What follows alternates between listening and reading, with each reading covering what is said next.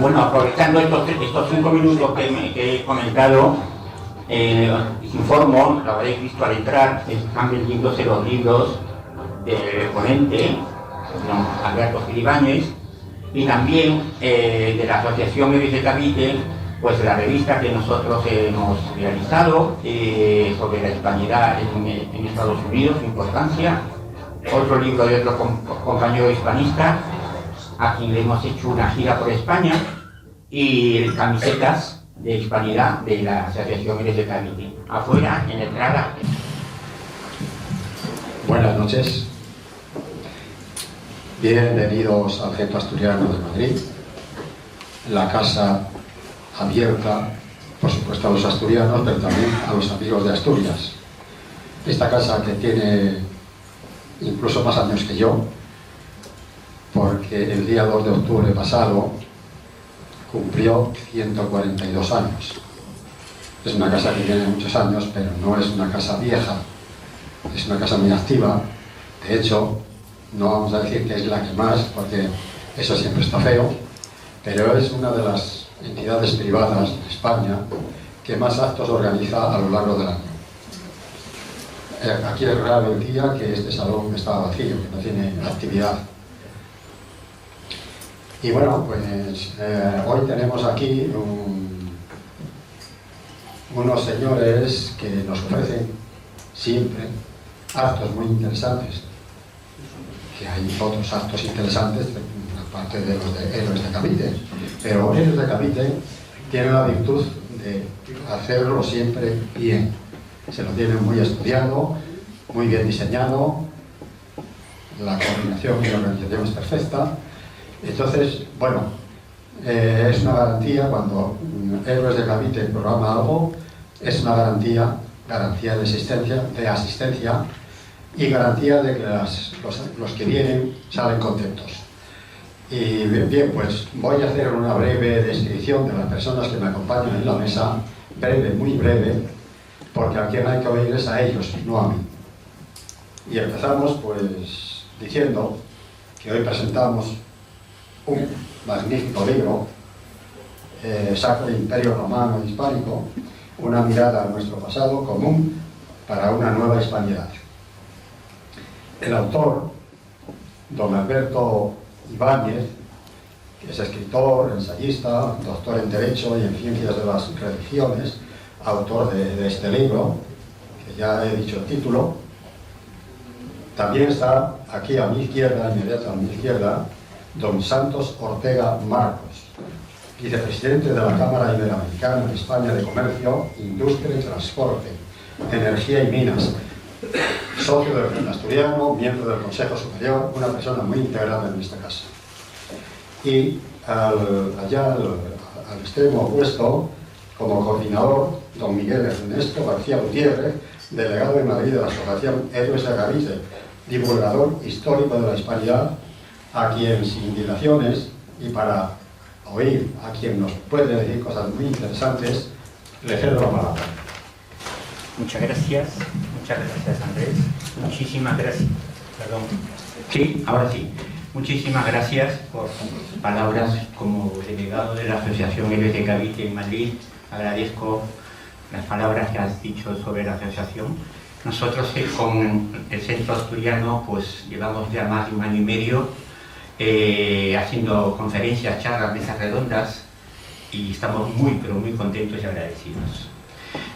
Muy brevemente quería comentarles lo que es la Asociación Héroes de Cavite, que es una asociación cultural hispanista y apartidista, con una iniciativa que se creó en base al esfuerzo y trabajo de la sociedad civil, y tiene principalmente como objetivo pues eso, la divulgación de la historia española, la historia hispánica, principalmente de 1492 a 1898, y lo realizamos con distintas conferencias como estas, en distintas instituciones en la Comunidad de Madrid, y también hacemos videoconferencias a nivel de España, y tenemos 4 hitos principales de fechas por las que celebramos cosas de la Hispanidad, como son el Día del Idioma, el 23 de abril, el Día de la Hispanidad propiamente dicho, que es el 12 de octubre, el Día de la Evangelización Hispánica, y el Día de las Leyes de Indias, que son los derechos humanos. Esto también vamos a hacer, bueno, esto lo dejo para después y contar alguna sorpresa sobre este tema. Bien, voy a referirme un poco más explícitamente el tema de la conferencia del doctor Alberto Gil Ibáñez. Alberto Gil Ibáñez, es escritor y ensayista, doctor en Derecho por el Instituto Universitario de Florencia, Italia, y doctor en Ciencias de las Religiones por la Universidad Complutense. Trabajó durante 5 años en Holanda e Italia, donde pudo comprobar la vigencia de peso de la propaganda cultural que supone nuestra leyenda negra. Desde hace más de 10 años se ha especializado en el estudio y relación entre historia, cultura y liderazgo. Ha publicado 2 novelas, numerosos artículos y más de 10 libros que abarcan la reforma institucional, el derecho, la ciencia política y la historia. De ellos cabe destacar lo siguiente: La guerra cultural, los enemigos internos de España y Occidente, 2020, La leyenda negra, historia del odio de España, 2018, La conjura silenciada contra España, la manipulación franco-anglosajona en nuestra historia y sus quinta-columnistas, 2016, el libro colectivo que realizó conjuntamente con España, a favor de España, El coste de la ruptura, 2014, donde participan Fernando Savater o Mario Vargas Llosa. Colabora con periódicos El Español y Vox Populi. Es miembro de muchas instituciones, menciono algunas: Instituto de Estudios de la Democracia de la Universidad de San Pablo, Asociación de Administradores Civiles del Estado, Asociación de Diplomáticos de Altos Estudios de la Defensa Nacional, Asociación Española para el Estudio del Derecho Europeo y Asociación Española de Ciencias de las Religiones.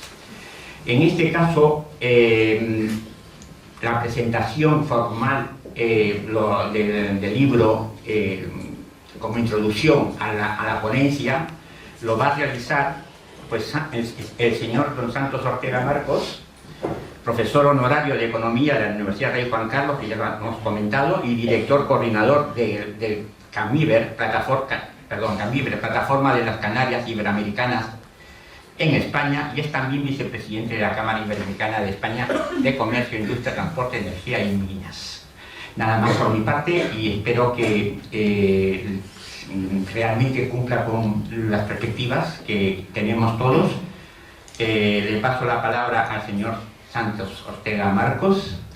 Al final de la ponencia, después de hablar, de hacer su ponencia, don Alberto, va a haber 2 sorpresas, aunque una de ellas ya le adelanto: va a haber un cóctel en el que están todos invitados, y otro que después lo diremos porque es mejor de esa manera. Muchas gracias. Le paso pues a Santos Ortega Marcos. Gracias.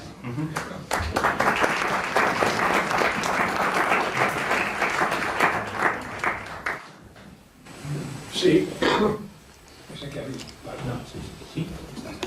Bueno, buenas tardes. Lo primero, agradecer a la Asociación de Héroes del Cavite, asociación que es una guía para todos los que nos gusta el hispanismo, o sea que me encanta poder estar hoy. Normalmente lo he seguido a través de otros vídeos y seguramente pues pronto podré ser un asociado más, porque para mí el tema me parece fundamental. Y también al Centro Asturiano, al cual pertenezco desde siempre por familia, desde el principio que se inició este centro. Tuve un pariente que fue cofundador en la época de Campo Amor, y sobre todo al autor del libro, es decir, a Alberto Gil Ibáñez, que hoy día presenta un libro precioso, un libro sobre lo que ha sido el imperio y el futuro de lo que será el imperio hispánico. Yo creo que es un trabajo fantástico. Me veo aquí sentado en esta mesa, pero no con la categoría de la profundidad y la categoría del que ha hecho el trabajo. Os quería hablar, es un libro que vais a ver unas referencias enormes sobre una comparación. Yo resumo siempre mucho las cosas porque soy un poquillo de pueblo.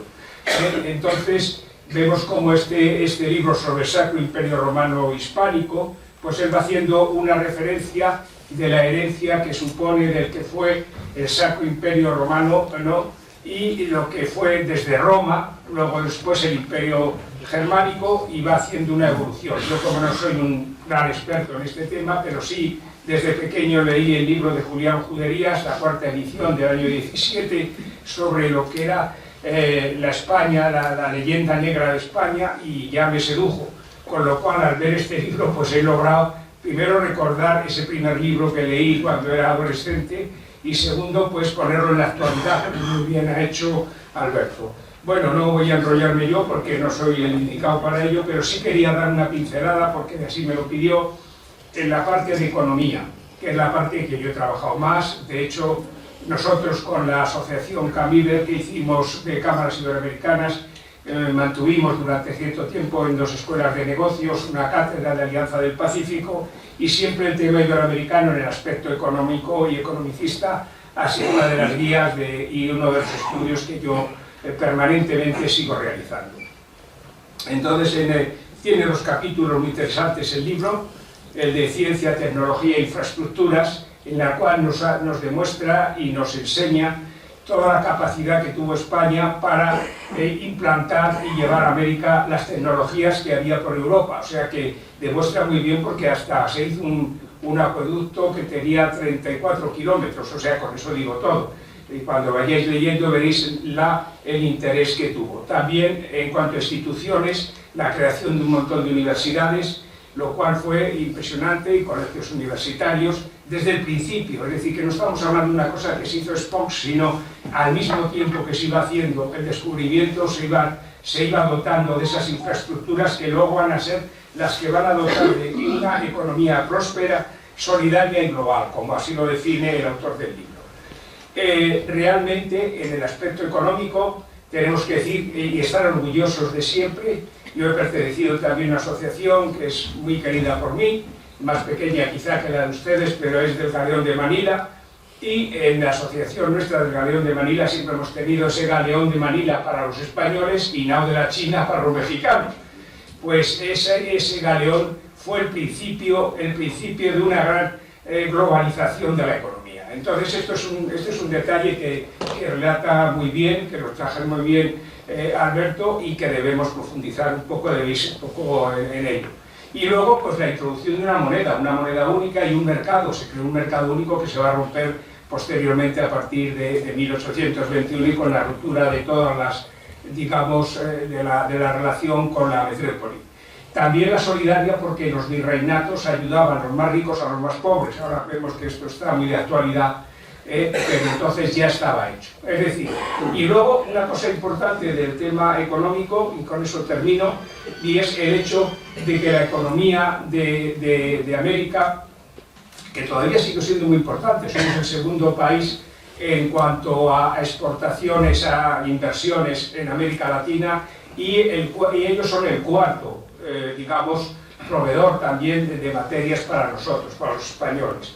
Y os decía que muy importante, que siempre hemos tenido una idea de que parece que el sistema económico que dejó España era como muy atrasantado. Yo ahora me hace gracia porque cuando leo, y es algo que estoy meditando sobre el divulgarlo más, es lo que se llama ahora la economía sostenible, o sea que era, digamos, una economía de otro tipo. Y ya hecho con esto, pues yo hago la presentación. Creo que Alberto para mí es ya un maestro, después de leer su libro, y le paso la palabra. Muchas gracias.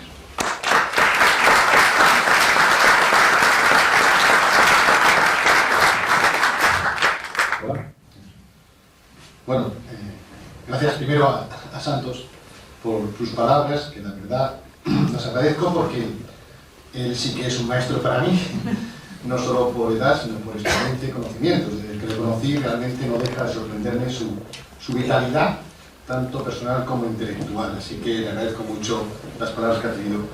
Y agradezco a Centro Asturiano acogernos, porque cuando pensé en hacer esta presentación había otras opciones, pero bueno, ¿cómo no venir a Asturias si fue el origen de todo?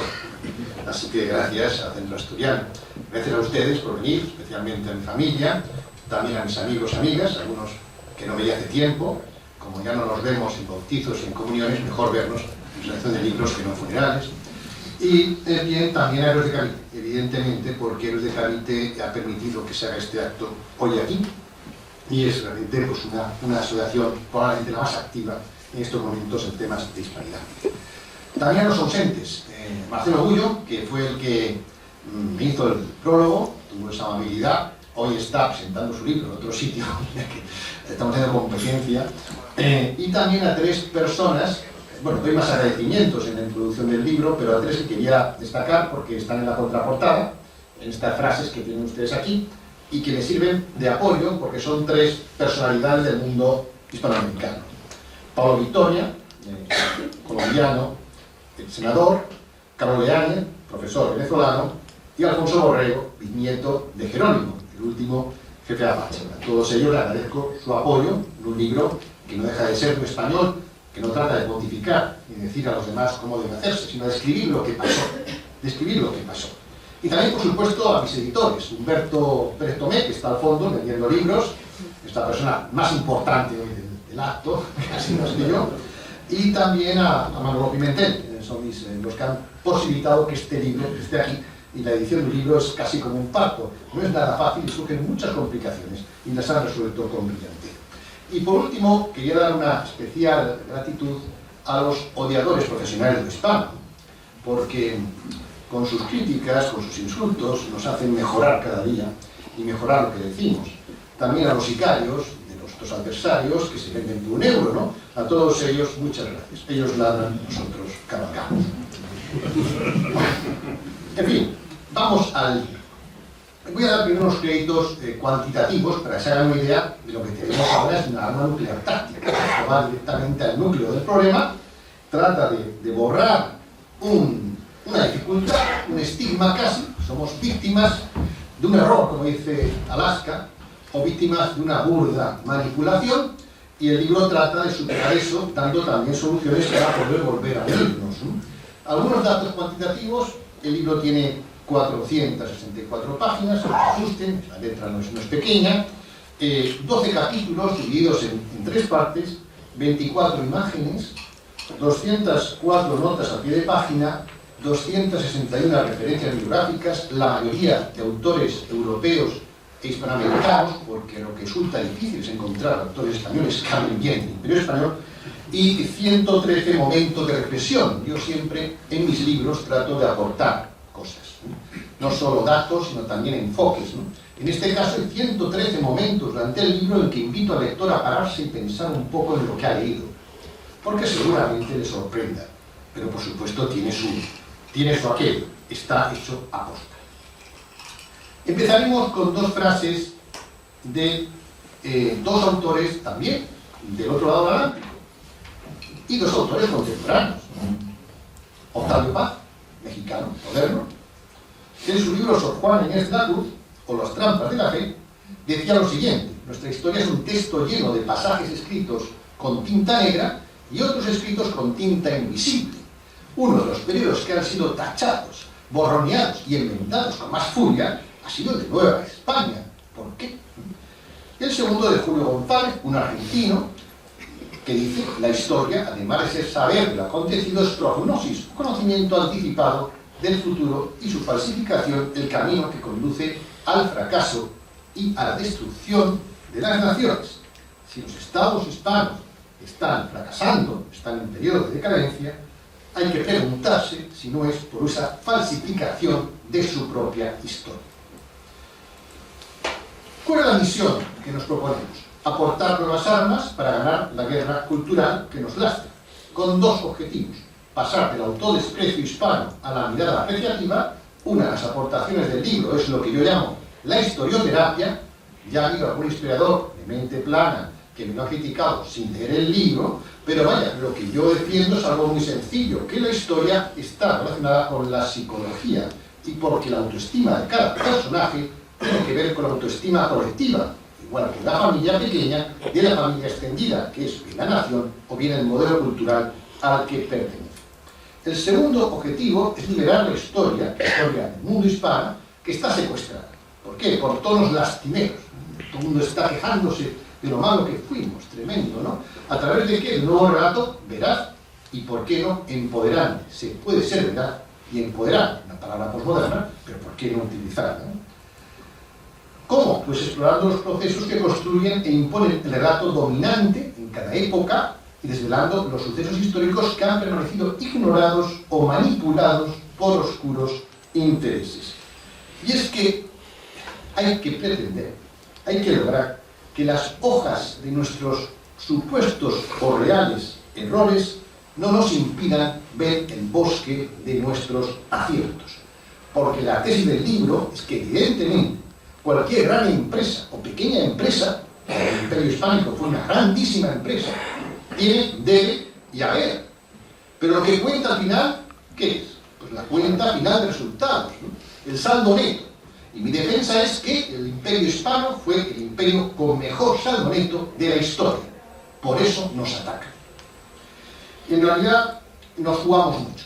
Nos jugamos nuestra historia, autoestima personal, como he dicho, está relacionada con la colectiva. No es lo mismo, es decir, que tu abuelo fue un violador, un genocida y un ladrón, que decir que fue un gran hombre. Esto afecta a tu autoestima. Igual ocurre con la autoestima de un pueblo o de un, en este caso también, modelo cultural.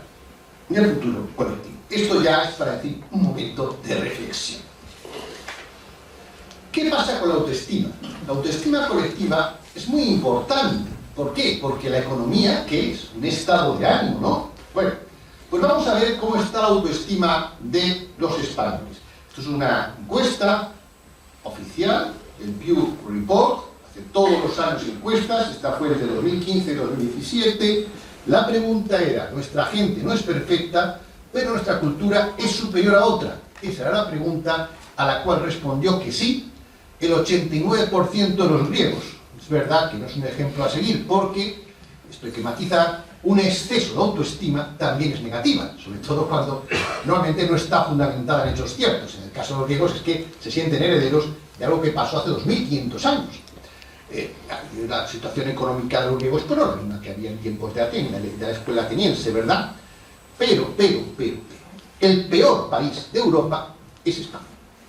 Los españoles no se sienten herederos de lo que pasó hace 3, 2, 4 o 5 siglos, con cosas tan importantes que yo trato en el libro, como la escuela de Salamanca. ¿Por qué? Porque nos lo han robado, ¿no? Nos lo han robado.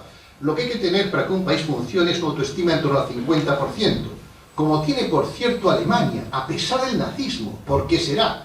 Porque no son tontos, igual van a media más, no son últimas. En fin, ¿por qué? Porque saltan el nazismo. No son tontos, se quedan con lo mejor. Como cualquier persona hace su vida, ¿no? Va al psicoanalista, sí que tiene problemas, pero al final le dice el psicólogo, chico, para andar por la vida, olvida ya lo pasado, supera los traumas y ponte a tener una autoestima buena, ¿no? Inglaterra, curioso el caso de Portugal, otro imperio supuestamente parecido al nuestro, que tiene una autoestima mucho más alta. ¿Por qué? Porque ellos no han sufrido una leyenda negra. ¿Por qué? Porque eran aliados de los ingleses. Vale. Seguimos. Por lo tanto, tenemos un problema, Houston, tenemos un problema psicocultural. ¿Qué es? Que hemos matado al padre, pero de verdad. Porque negamos nuestro propio ser, negamos nuestro legado y nuestro linaje. El hecho diferencial del mundo hispano es el mestizaje, no otros. Y ello nos lleva a una neurosis de la victimización. Nos quedamos en el papel de víctima permanente, y eso realmente nos lleva siempre al fracaso, a un harakiri histórico-cultural. ¿Qué pretende hacer este libro? Pues un proceso de coaching histórico-cultural que luche contra nuestras creencias limitantes y obsesiones fatales. Por ejemplo, el falso mito del paraíso prehispánico, lo veremos. La verdad, América la reconquistaron los propios indígenas que luchaban contra imperios depredadores, el Inca y el Azteca, curiosamente hoy redecorado su vida con un modelo IKEA. En segundo lugar, el falso genocidio hispano. ¿Por qué? Porque así se podía olvidar los horrores de otros imperios mucho más reales o de los propios gobiernos criollos después de la independencia, que también hicieron bastante salvajadas con los indígenas, razón por la que hoy quizás haya esa fractura social en el mundo hispano que no ocurría en los tiempos del Sacro Imperio Romano Hispánico. En tercer lugar, las nuevas o viejas obsesiones, esta manía de recuperar el comunismo, que es una receta extranjera, ajena al mundo hispano, cuando ya ha demostrado su fracaso, en lugar de profundizar y narrar a raíces de lo que pasó en los 300 años que estuvimos juntos, donde realmente hubo una revolución social y podíamos replantear unas reformas sociales sobre la base de las leyes de Indias que no se hacen. O recuperar, bueno, inventar nuevas leyendas negras. En cuanto conseguimos derrotar una leyenda negra, por ejemplo, la Inquisición, ya hasta Henry Kamen, que es un anglófilo, un inglés hispanista, reconoce que como mucho hubo 3.000 víctimas en todos los siglos de historia, y en América como mucho 80, cuando derrotamos una leyenda negra, surge otra, en este caso, el esclavismo. Ahora resulta que el Imperio Español fue el más esclavista, lo cual es falso, y así lo digo en el libro. Entonces, ¿qué ocurre?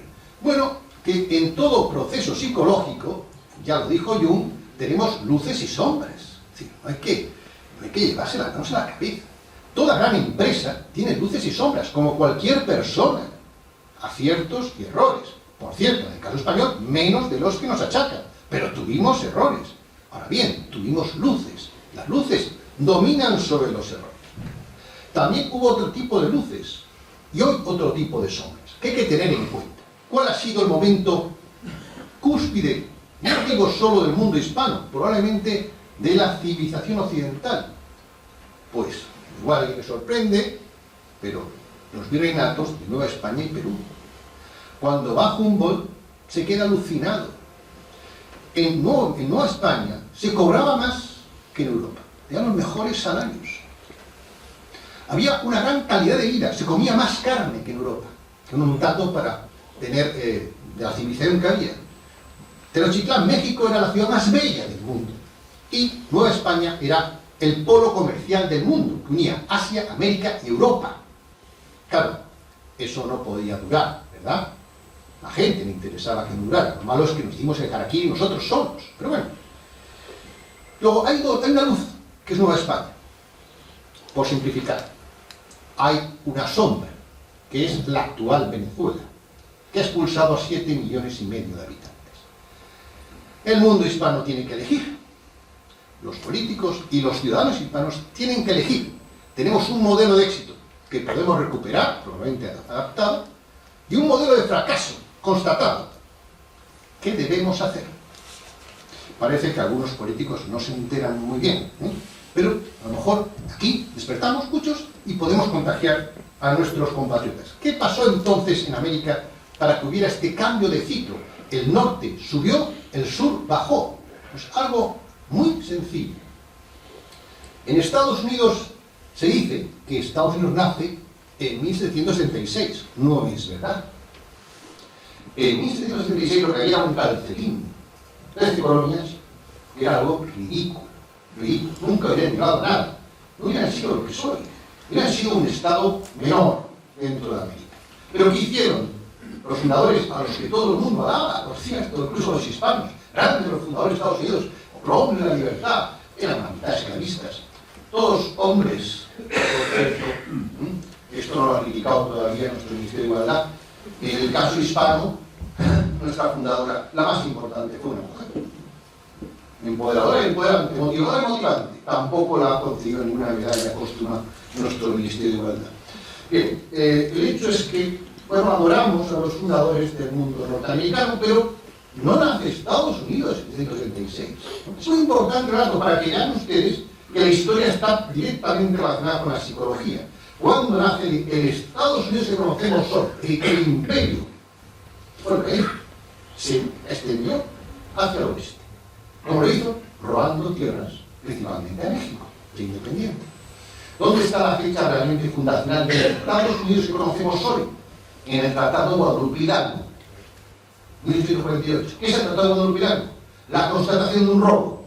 Fíjense ustedes la diferencia que sería, tanto norteamericanos para nosotros, si viéramos a Estados Unidos como la consecuencia de un robo a la normal. Yo lo decido en el libro y lo demuestro, se compraron directamente a oficiales mexicanos. ¿Qué? Como lo vemos hoy, como los grandes creadores de la democracia. Fíjense ustedes cómo cambia el relato sin mentir y cambia la percepción que tenemos de las cosas. Bueno, pues así es lo que ocurrió frente a lo que pasó en el mundo del sur, que teníamos un gran imperio integrado, policéntrico, moderno, y que hicimos un desafío autoimpuesto, dividirnos, separarnos y empezar a pelearnos entre nosotros. Eso hace que las familias que fracasan. Otra cosa que trato en el libro es cómo se crea el relato dominante a través del juego de imágenes, nombres y marcas. La marca es muy importante, por eso lo diré, por qué domino lo que domino.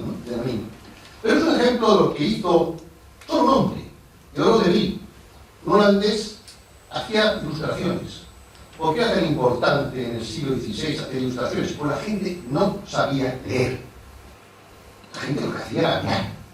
Tienen ustedes estas dos imágenes. A la izquierda, o a su derecha, tienen el mundo español. Los españoles comían niños, mataban gente, cortaban y vendían piezas humanas. No lo hacían. ¿Saben qué lo hacían? Mantecas. Pero era importante borrar ese pasado, creando un relato falso. A la derecha, sin embargo, tienen la narración ilustrada del mismo autor sobre la colonización, que es así, de Francia, sobre Florida. Ahí tienen los indígenas, por cierto, unas ruinas, casi amazonas, contentas de que sea el señor francés cómo cultivar la tierra. Esto es lo que pasaba entonces. Hoy, ¿quién hace esto? En fin, lo mismo. Ahora la gente sabe leer, pero no ver. Con lo cual, la imagen sigue siendo fundamental. Y esto también lo trato en el libro, con ejemplos recientes de series de películas, videojuegos, etc. Doble vara de medir. Y ahora vamos a la marca.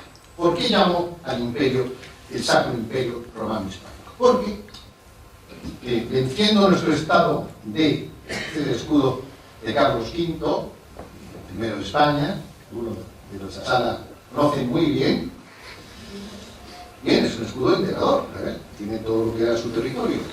Esto es una águila bicéfala que lastimosamente hemos perdido, porque en el fondo es lo que somos. Los hispanos miramos a Europa y miramos a América. Somos bicéfalos, ¿no? El valor de las marcas en la historia. ¿Qué pasa aquí? Bueno, pues que es lo importante, es muy importante es estudiar historia, pero también la imagen que nos llega. Tenemos un imperio que fue el Sacro Imperio Romano Germánico. Es una marca de éxito, de prestigio. Incluso los reyes españoles se mataban, se morían por ser emperadores. Alfonso X se arruinó, se volvió casi loco. No lo consiguió porque el Papa temía a los españoles, otra historia que también cuento en el libro. Y, bueno, pues no le nombró. Carlos sí lo consiguió, a costa de la financiación que dio de Castilla, y fue realmente casi uno de los pocos emperadores reales, porque sí tuvo poder, lo ejerció y tuvo un modelo que si llega a triunfar, hubiera sido impresionante, que eran las universidades cristianas, que dio vida a todo el mundo cristiano frente a los musulmanes. Pero los protestantes lo pararon y le surgieron nada más que guerras de religión. Él se consideraba rey de dos mundos. Está Antonio Varela, que dio este dato, cuando fundara la Universidad de San Marcos, ¿no? Se consideraba rey de dos mundos, pero era emperador, porque ¿dónde estaba el territorio más emergente? A otro lado. El Sacro Imperio Romano Hispánico. ¿Por qué no se llama así? Es verdad que otros nombres ya lo han criticado, como historiadores de mente clara, diciendo que, bueno, ¿cómo se me ocurra nombrar a posteriori algo que entonces no se autonombraba así? Bueno, es que en la historia pasa esto, ¿no? Los de la Edad Media no sabían que estaban en la Edad Media hasta que se inventa este concepto mucho después. O el Imperio Bizantino se llama Imperio Bizantino mucho después. Utilizamos etiquetas, marcas explicativas para hacernos ver qué es lo que ocurrió, para entender lo que ocurrió. Bueno, la marca que mejor define lo que ocurrió durante los 3 siglos es el Sacro Imperio Romano Hispánico. ¿Por qué? Porque fue realmente el que sucedió al Imperio Romano, no el germánico. No era sacro. Rompió con la Iglesia, aunque formalmente el Papa sí coronaba al emperador, hasta que Napoleón se autocoronó. No era romano, no hablaba latín. No era un imperio. Eran unidades separadas, soberanas. El emperador casi era una figura muchas veces decorativa, salvo en algunos casos, como fue con Carlos V. Y era escasamente germánico. Rusia no formaba parte. Se hablaban lenguas germánicas, pero había otros muchos pueblos. Es un fake. Pero tenía prestigio. ¿Por qué? Porque su marca era, es hoy el sucesor del Imperio Romano. Falso. ¿Quién llevó todas las aportaciones del Imperio Romano plus ultra, más allá? El mundo hispano. Lo defiendo en 4 capítulos. Luego veremos, también derecho, filosofía, infraestructuras, economía. Fue el Imperio Hispánico el que realmente llevó el romano más allá. ¿Por qué no se domina así? Porque no nos metemos bien.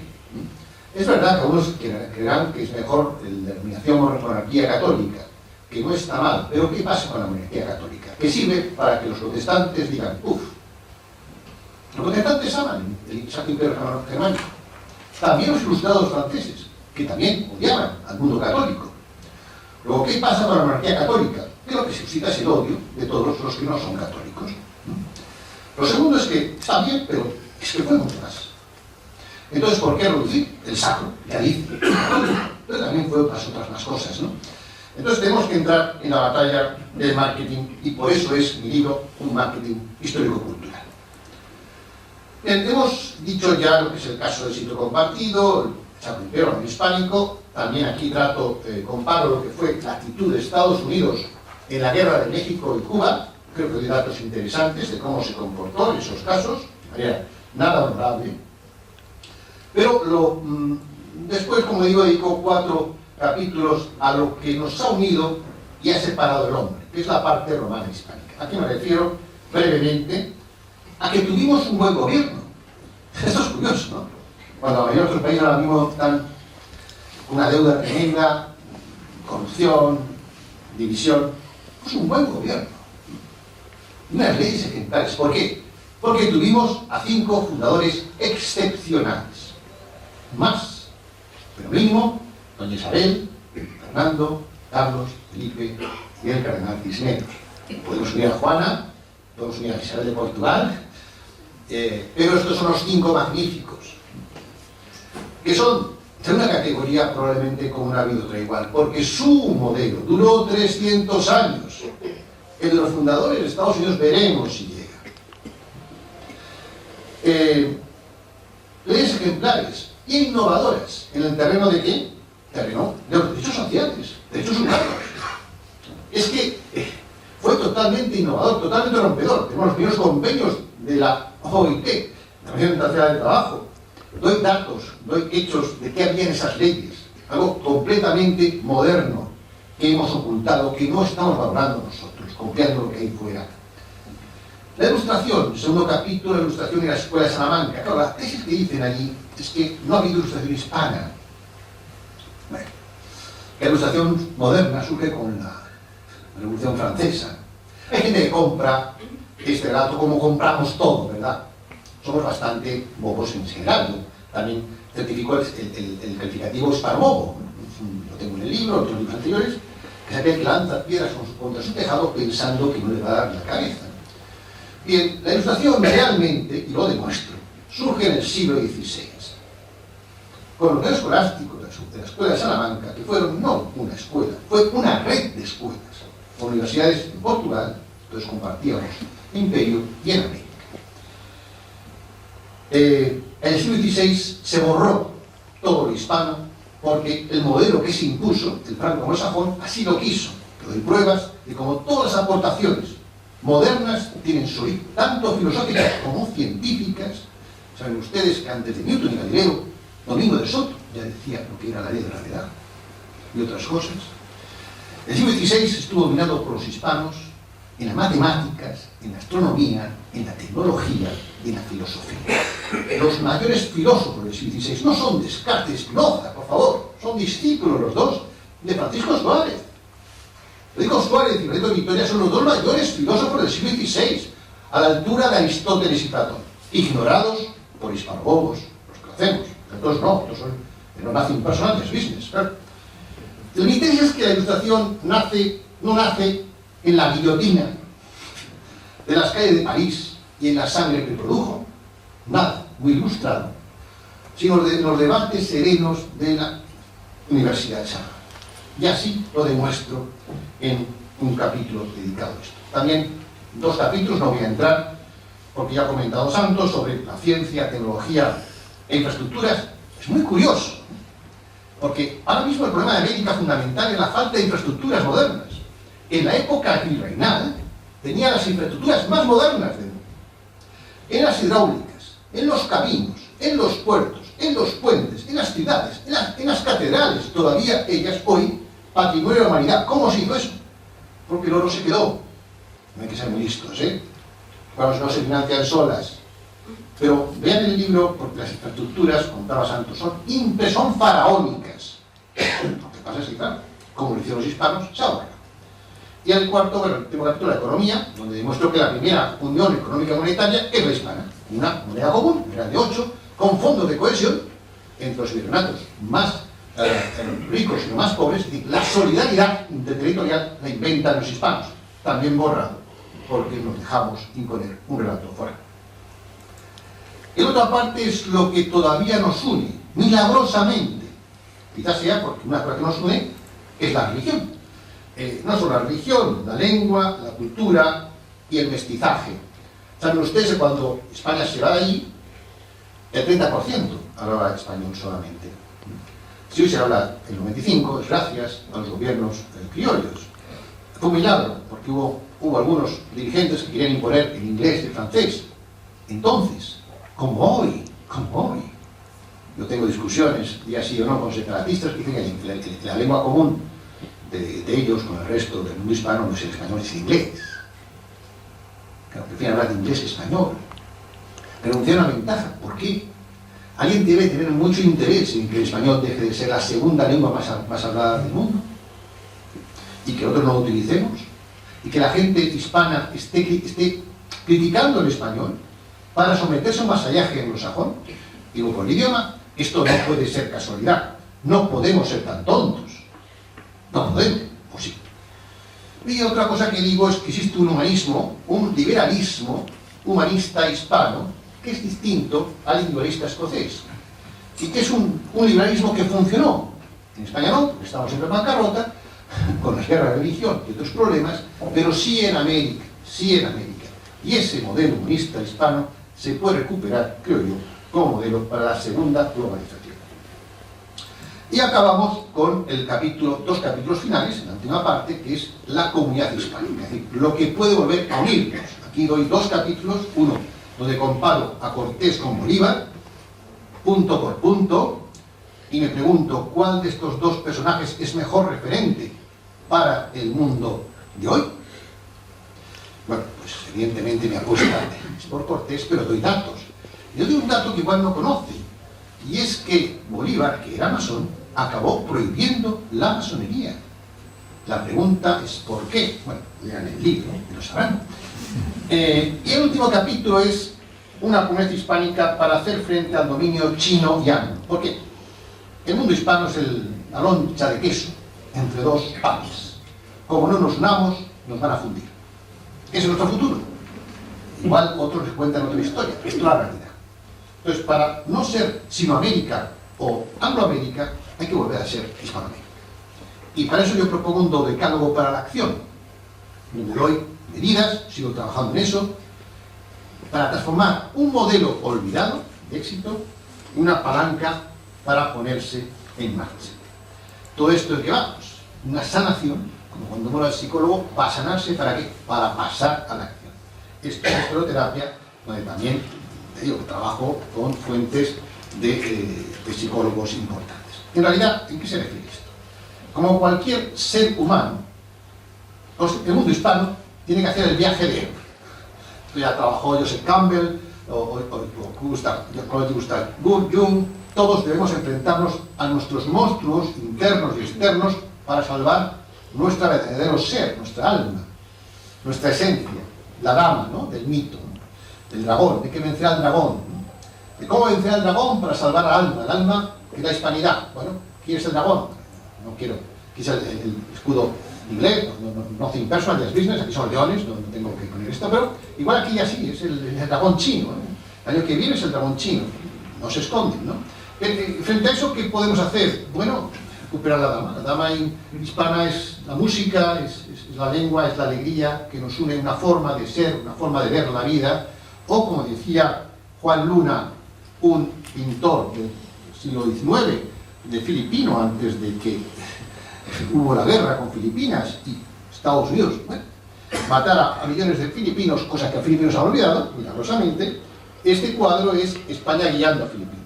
Es una España romanizada, ven que tiene aquí la hoja de laurel del César. Es una España romanizada que guía a Filipinas, pero van juntas en pos de un final común, que es lo que podíamos hacer y debemos hacer. ¿Cómo lo hacemos?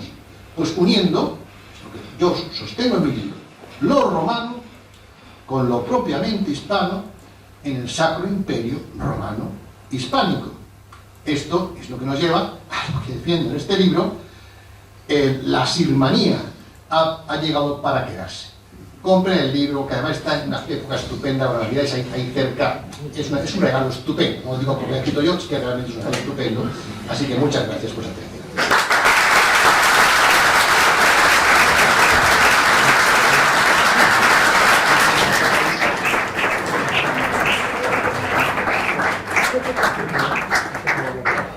Sí, yo creo que vamos bien de hora. Bueno, evidentemente ha sido impresionante. Muchas gracias, Alberto, por lo que has comentado. Si me permite muy brevemente, porque no me puedo callar, al comienzo has empezado diciendo estadísticas de cómo se perciben los distintos países de Europa. Quisiera resaltar un hecho que ya lo he comentado en algunas otras ocasiones, en algunos actos. El Instituto Elcano, que es un referente para el mundo de la geopolítica hispana de España, sacó un informe sobre, también basado en este tipo de estadísticas, preguntando a distintos países de Hispanoamérica, 15 o de los veintitantos países hispanoamericanos, la pregunta siguiente: ¿qué país o nación fue relevante o más importante en los siglos XVI, XVII y XVIII en su país? Por ejemplo, en el caso del Perú o en el caso de Argentina. Se lo preguntaron a una persona de 18 años adelante. La media es que el 40% no dijo España, dijo otro país. El 40%. Y si nos vamos por edades, mientras más mayores eran los que contestaban, evidentemente la media bajaba a 18 o 20%, pero a los que son de 18 años subía más todavía del 40%. Es decir, estos 300 años que ha estado contando Alberto, para mucha gente ahora mismo de Hispanoamérica, esos 300 años, pues como que España no tuvo importancia. Muchísimas gracias, Alberto. ¿Hay alguna pregunta? Muy breve, por favor, pocas preguntas. Sí, adelante. Si hay alguno que quiera hacer alguna pregunta, Alberto. ¿No hay ninguna pregunta? Pues sí. Una duda que siempre tengo. ¿Por qué perdimos la mitad de Sudamérica y por qué Brasil es tan grande y luego nos quedó los países hispanohablantes más reducidos? Yo es que nunca he entendido por qué se hizo tan grande Brasil a costa de... Bueno, porque los portugueses incumplieron el Tratado de Tordesillas. Es verdad que también se aprovechó en un momento dado, la época que estuvimos juntos, donde, bueno, no era un problema que Brasil se ampliara, porque al fin y al cabo éramos parte del mismo imperio, pero los portugueses, fíjate que cuando el Tratado de Tordesillas había varias propuestas, ¿no? La de Colón, que era más reductora, la de los reyes, que era neutral, la del Papa, que era neutral, y el rey portugués pidió más hacia el oeste, ¿no? Es decir, más terreno hacia el este. Los reyes españoles aceptaron la propuesta del rey portugués, y sin embargo Portugal violó el Tratado de Tordesillas, y nosotros ya entonces éramos muy ingenuos, ¿no? Es decir, no era... Luego hay otro momento en el que Brasil también se engranda, que es cuando las guerras de independencia. Y es una cosa que hay que aprender. O sea, el resultado de la gran independencia no fue la división de América en 20 repúblicas, sino también su reducción del terreno, tanto por el norte. Porque claro, cuando nosotros nos peleamos, alguien sale ganando. Eso es una cosa que los españoles no hemos aprendido. Cuando nos peleamos entre nosotros, alguien se frota las manos. Alguien va a ganar esa batalla, porque divide y impera, ¿no? Y entonces, ese momento de debilidad, de los enfrentamientos eran primero con España, luego entre las propias repúblicas que tenían fronteras inexistentes o artificiales, Brasil lo aprovechó, ¿no? Esa es la razón, las razones por las que porque la incumplió el Tratado de Tordesillas realmente, y le dejamos, como hemos dicho en otras ocasiones. Sí. Solo quería hacer una pregunta. Realmente, con un imperio como el que nos ha descrito y con una fuerza como la que tiene, ¿cómo es posible que se disolviera? ¿Son los ingleses tan poderosos, tan inteligentes como para habernos conseguido destruir de esa forma?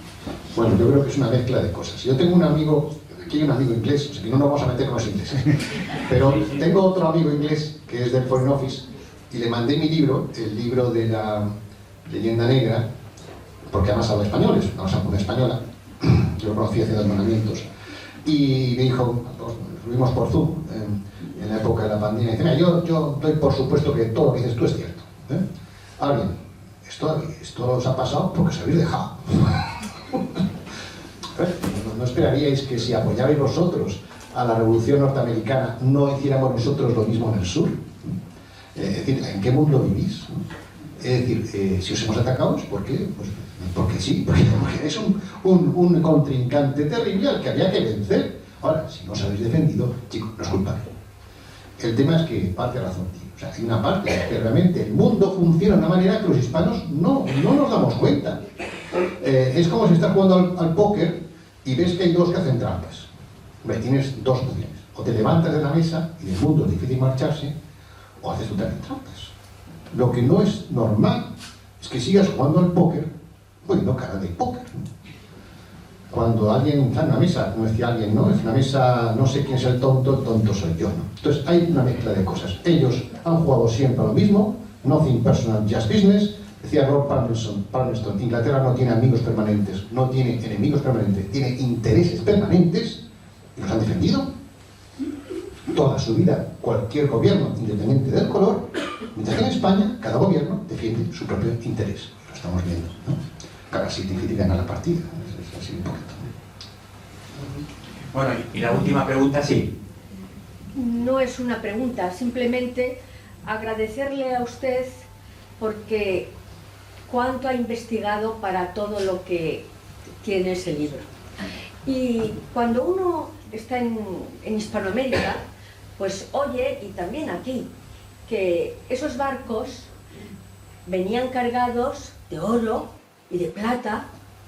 Uno no lo ha visto, pero sí, también esos barcos iban llenos a América de saber, de alimentos, de animales, de todo. O sea que, bueno, a ver si somos justos en opinar.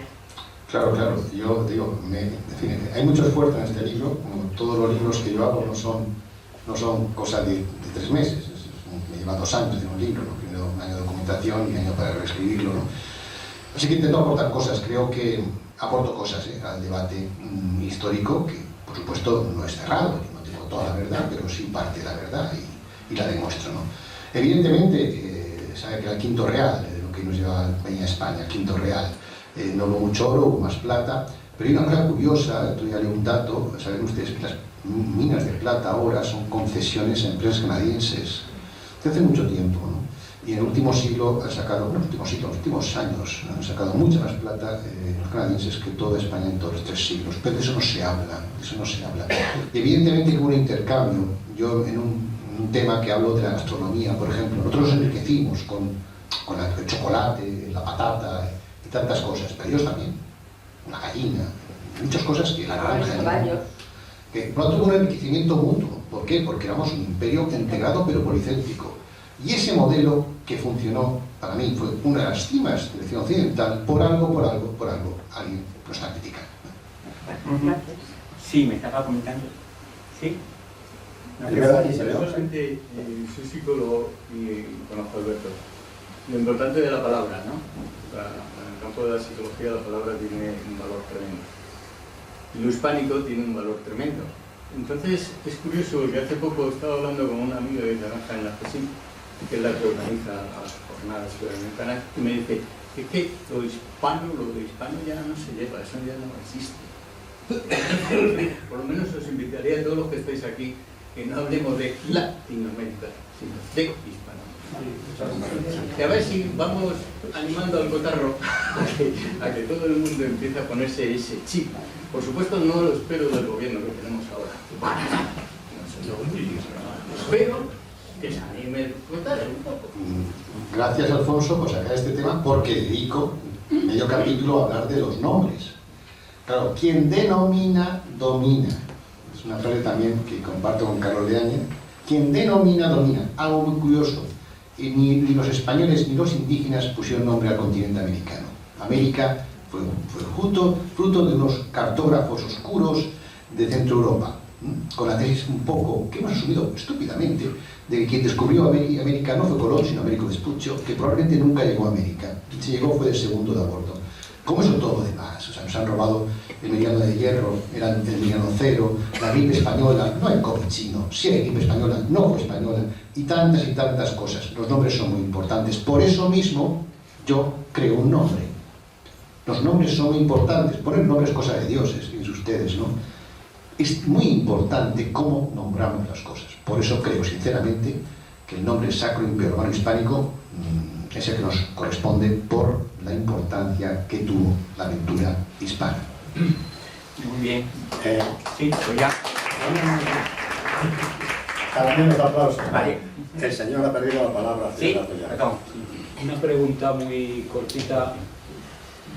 ¿No estará incluido en la marca el propio fracaso? Me explico. El hecho de que el imperio sea sacro implica una bondad religiosa con respecto a nosotros que puede ser parte de esa tontería que tenemos dentro de esa propia bondad. O sea que si no hubiera sido sacro, a lo mejor hubiera sido más exitoso como los imperios que no han sido sacro. No. Bueno, pues yo les prometo que no he comprado a los que hacen preguntas, pero también me parece que me permite sacar un tema. Efectivamente tiene algo de verdad. Es decir, aquí hay un problema que es nuestra interpretación. Somos ingenuos.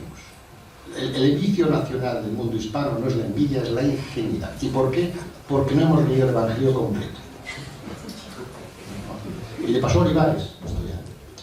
Y es que cuando dice Jesús, os mando entre lobos, que sí, es el mundo. Sed mansos como palomas, esto lo hacemos muy bien, y astutos como serpientes, esto no lo sabemos. No lo hacemos. No lo hacemos. Somos mansos como palomas, queremos ser muy simpáticos, así nos quiere todo el mundo, ¿verdad? Cuando vamos fuera, es verdad, ¿no? Cuando van el ejército español, enseguida, se hacen amigos y tal, es una habilidad latina, hispana, pero hombre, hay que ser astutos, esa segunda parte no la hemos leído. Entonces no es tanto el problema sacro, sino nuestra interpretación de la palabra del mundo del ser católico, del ser buenos, que hay que ser buenos, pero no tontos, y eso no lo sabemos hacer muy bien en el mundo internacional. Internamente sí, internamente somos tremendamente astutos. A otro hispano nos lo cargamos de una manera, pero bueno, fulminante. Pero cuando en un extranjero, nuestros políticos hacen poco. ¿Se hacen poco? Sí. Entonces no saben hacer nada. No defienden el interés nacional, no lo saben hacer. Frente a otro hispano sí, se le machacan. Pero frente a Estados Unidos, poco. Claro, así no podemos nunca triunfar. Bueno, muchas gracias. Ahora sí vamos a empezar a hacer la sorpresa que habíamos comentado antes. Y esta sorpresa, pues nuevamente le cedo la palabra a Alberto, que es el que va a decirlo. Bueno, mire, sigo la siguiente, es esta. ¿Cuál es mi diagnóstico final? La sorpresa viene ahora porque está bien hablar, pero hay que actuar. Hay que actuar y hay que ir a las emociones. ¿Y qué nos une a todos los hispanos? La música, ¿no? Entonces, mi diagnóstico es que el mundo hispano está como muerto, no está muerto, pero como muerto, y tiene que resucitar. Y hablando del mundo sacro del Evangelio, cuando Jesús va a ver a Lázaro, que estaba muerto, ¿qué le dice? Levántate y anda, ¿no? Pues yo creo que hay que decir, hispano, levántate y canta. Entonces les voy a poner a ustedes un desafío que es para mí, claro. Vale. La letra. Sí, tú le das aquí. La letra más. Ahí está.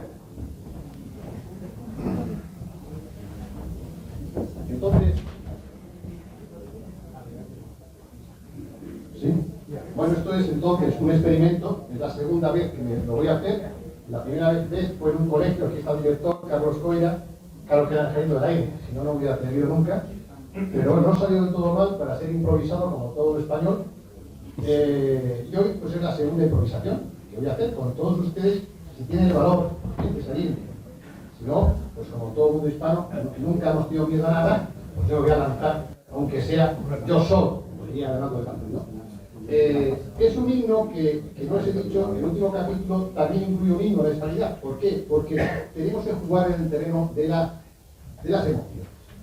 Y bueno, le he puesto una música, todo esto está en revisión, estoy abierto a sugerencias, tanto de cambio de letra como de música, pero por ahora lo que hay, ya iremos haciendo lo mejor. Es un acto, por tanto, de afirmación hispana, o como dice Carlos Yáñez, de rebelión hispanista. Tenemos que hacer algo juntos, y qué mejor que cantar juntos. Bueno, quien tenga valor que me siga. Yo voy a hacer el estribillo una vez, y luego vamos a cantar. Bueno, yo voy a cantar el estribillo, quien pueda me siga, alguno no, y yo les aseguro que al final ustedes sabrán la letra de memoria. Como lo que quiero, que cuando acabe esto se van a saber la letra de memoria. Bueno, yo tampoco soy un cantante profesional, así que les pido. Siempre plus ultra, siempre más lejos, no hay límites que no superemos. Vale, pues ahora, Dani.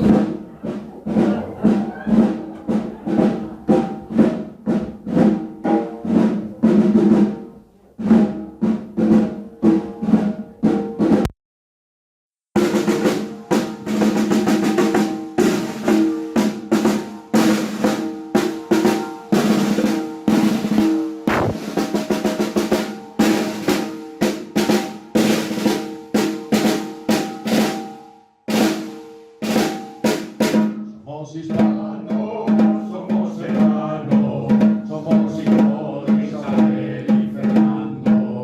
Siempre plus ultra, siempre más lejos, no hay límite que no superemos. Juana Cisneros, Carlos Felipe, grandes gobernantes del Reino Imperio. La capital de Bolívar, grandes guerreros por defender. Somos hispanos, somos hermanos, somos hijos de Cortés y Elcano. Siempre plus ultra, siempre más lejos, no hay límite que no superemos. Dejen Marina, Rita y Agustina, sus mujeres de Ernesto, Martín Romo, Martín Martino, todos están incluidos. Somos hispanos, somos hermanos, somos miembros del Imperio Romano. Siempre plus ultra, siempre más lejos, no hay límite que no superemos.